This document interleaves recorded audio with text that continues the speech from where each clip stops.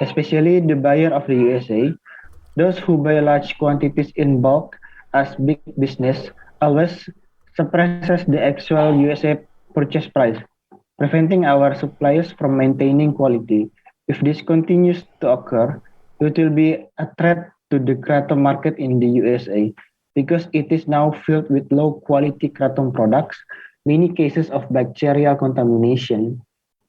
This occurs at this time of year every year. It is seasonal because the workmanship and raw materials that are used do not meet the minimum standard market needs in USA. Again, we must emphasize that this is what we are told when we meet with business interests located in USA. Okay, so the big business in the USA is actually wanting to buy large quantities, and that lowers the price. It's not gone through the clean process because they're buying so much of it. And so, how do you solve that problem? What's the solution?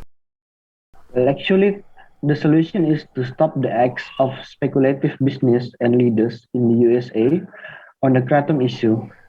They do not coach important product standardization of prices, and do not coach exporters and farmers on ways to avoid selling low quality product at low prices.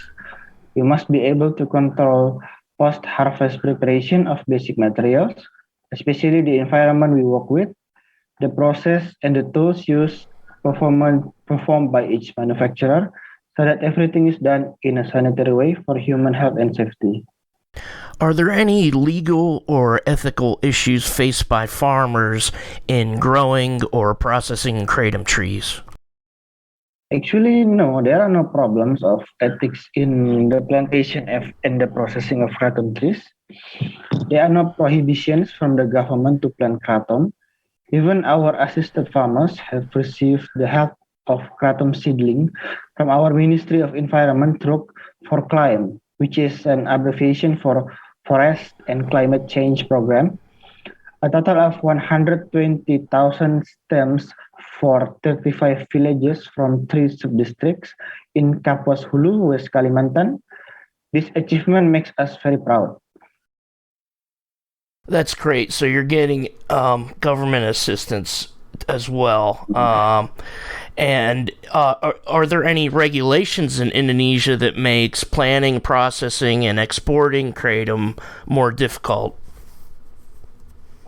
Until now, the Indonesian government has never issued a regulation on cultivation, distribution, and trade of kratom, except by the Food and Medicine Supervisory Agency, or usually called in Indonesia as BPOM, concerning the prohibition of the use of Mitragyna speciosa for a mixture of traditional herbal medicine, except if the government will apply the harmonization decision of the Asian region regarding the ban of the circulation of kratom in 2023.